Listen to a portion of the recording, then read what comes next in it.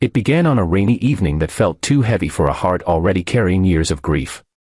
Daniel, a single father who had spent the last 3 years convincing himself that love had no place left in his future, sat alone in a softly lit restaurant, tapping his trembling fingers against the table. He had promised himself he would never try dating again after losing Emily, the woman who had been his entire world, the mother of his little daughter, Hope.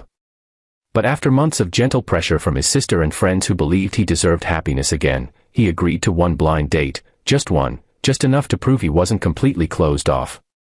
Yet from the moment he sat down, his chest tightened with guilt, fear, and the strange sensation that he was betraying someone he had never stopped loving. And then, just as he was ready to walk out, he saw her.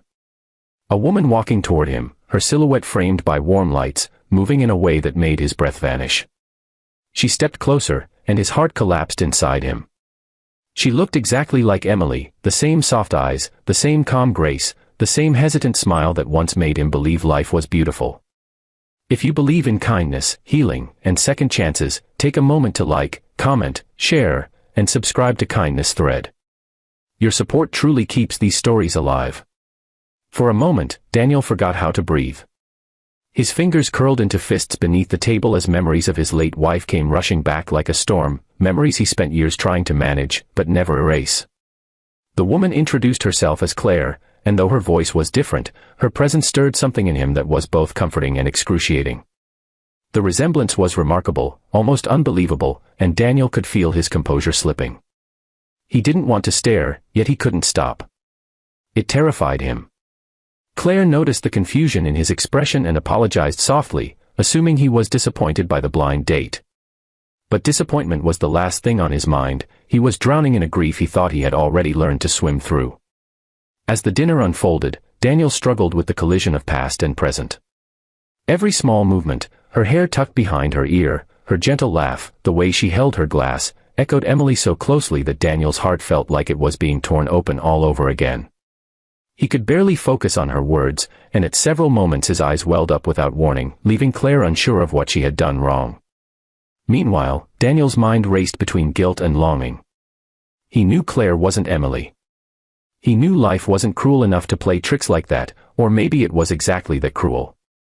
He wanted to escape, to run away from this accidental reminder of the love he had buried, but something kept him rooted to the chair, an invisible thread pulling him toward her, urging him to understand why fate had placed this mirror of Emily in front of him.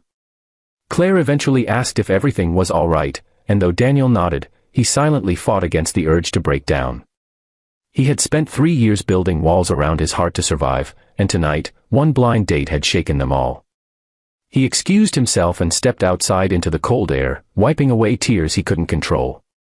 The rain had stopped, but the scent of wet pavement lingered, reminding him of nights when Emily had danced in the rain with their daughter, laughing loudly as if sadness didn't exist. When he returned to the table, Claire was standing, preparing to leave, convinced she had made him uncomfortable. But something inside Daniel shifted in that moment. Instead of walking away, he gently asked her to stay. Not because she looked like Emily, but because he felt something he hadn't felt in years, the faintest hint that he was still alive, still capable of connection, still capable of feeling something beyond pain. The rest of the evening changed. Claire began sharing pieces of her own life, the heartbreak she had survived, the dreams she had let go of, the guilt she carried for not being enough for the people she once loved. She confessed that she almost didn't show up to the blind date because she was afraid of being rejected again, of not being worthy of someone's time. Daniel listened, realizing that beneath the resemblance lay a completely different soul, one shaped by her own wounds and still fighting her own battles. As she spoke, something softened inside him. He saw the person she truly was, not the memory she accidentally resembled. What surprised Daniel most was how easy it became to talk to her. Without planning to, he found himself sharing his journey as a single father, the difficulty of explaining to his daughter why her mother never came home, the fear he lived with every day, and the ache that never quite disappeared no matter how much time passed. Claire listened with the kind of quiet empathy that made him feel safe. There was no judgment, no pressure, no expectation, just a gentle presence that allowed him to breathe again. As the night deepened, Daniel realized something extraordinary. Claire wasn't reopening old wounds, she was helping them breathe. She was not replacing Emily. She was reminding him that healing didn't mean forgetting. That moving forward didn't mean leaving someone behind. That sometimes life brought the most unexpected people into your path not to confuse you, but to show you something you couldn't see on your own. A week later, Daniel introduced Claire to Hope. He was terrified, unsure how his daughter would react. But Hope, with the innocent wisdom that only children possess, simply smiled and told Claire she felt warm like sunshine. In that moment, Daniel understood that life had led him here for a reason. Not to erase his past, but to expand his future. As months passed, the guilt that once crushed Daniel began to loosen its grip. He started seeing Claire for who she truly was, a kind, resilient woman who carried her own scars with grace. They didn't rush anything. They allowed time to guide them gently, step by step. Slowly, Daniel stopped comparing, stopped fearing, stopped holding back. He learned that love didn't have to compete with memory. It could coexist. It could grow in spaces where grief once lived. It could bring warmth to the coldest parts of a heart. And one quiet evening, as Claire held Hope's hand while they crossed the street, Daniel realized he was witnessing the beginning of something beautiful, something he never thought he'd experience again.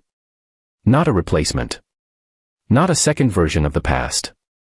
But a new chapter, full of softness, patience, and quiet miracles. If this story touched your heart even a little, please support it by liking, commenting, sharing, and subscribing to Kindness Thread. Your love helps these stories reach more people who need. Según Juanceto es un equipazo, yo te voy a ser sincero, tengo miedo, muchachos. No sé en qué vamos a quedar, en qué vamos a terminar. Pero bueno. Y otra nos queda confiar. Están ahí y es por algo. Scaloni no es boludo, ya tiene un mundial en la espalda. Pero personalmente no estoy muy de acuerdo con la lista. No me gusta, por ejemplo, no sé quién sacaría, no sé quién pondría, no me pregunten boludeces. Simplemente a mí no me gusta.